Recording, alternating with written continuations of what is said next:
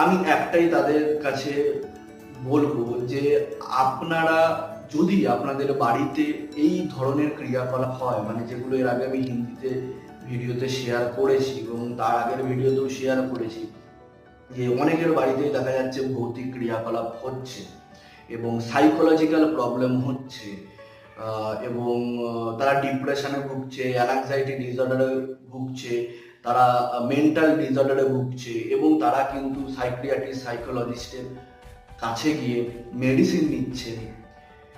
শুধু এইগুলো নয়, এছাড়াও অনেক, যেরকম ব্লাড রিলেটেড যে কোনো প্রকার রোগ, ডিজিজ এবং অন্যান্য অনেক প্রকারের ব্যাধি কিন্তু আমরা অনেক দিন ধরে আমরা ট্রিটমেন্ট নিচ্ছি।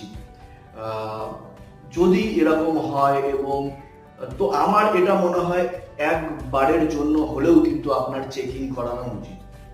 এই চেকিং এর মাধ্যমে এটা হবে কি, কারণ আপনারা বুঝতে পারছেন না যে আপনাদের সাথে কি ঘটছে, আপনাদের সাথে কি ঘটছে।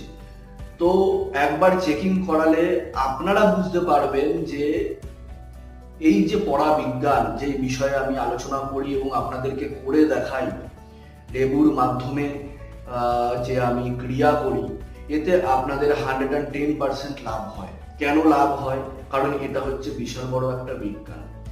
অবশ্যই আপনারা ডাক্তারের কাছে যান, ট্রিটমেন্ট নিচ্ছেন যেমন নিচ্ছেন নিন, কিন্তু আপনাদের মধ্যে কোনো নেগেটিভিটি আছে কিনা, যেটা আপনাদের মেন প্রবলেম হতে পারে, সেইটাকে আগে সরানো দরকার রয়েছে।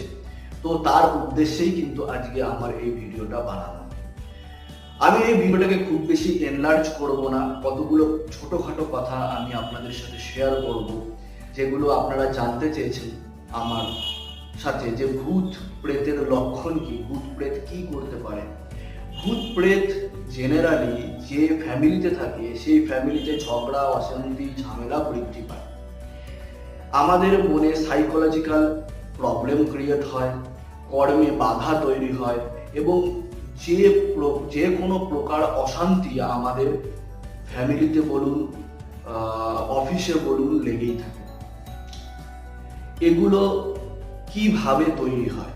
তৈরি হয় হচ্ছে আমাদের যে পূর্বপুরুষ আছে, আমাদের যে পিতৃ আছে, তাদের নিবারণ ঠিকমতো হয় না, তাদের মুক্তি ঠিকমতো হয় না, এবং তারা কি হয়, যে আমরা শ্রাদ্ধ ক্রিয়া করি, যে বাৎসরিক করি, তার মাধ্যমেও কিন্তু তাদের মুক্তি ঘটে না। তার ফলে তারা আটকে থেকে যায় মোহ মায়ার কারণে সেই গৃহে বা সেই ঘরে। সে নিজের জায়গা ছেড়ে, নিজের ঘর, বস্তু, মানুষজনকে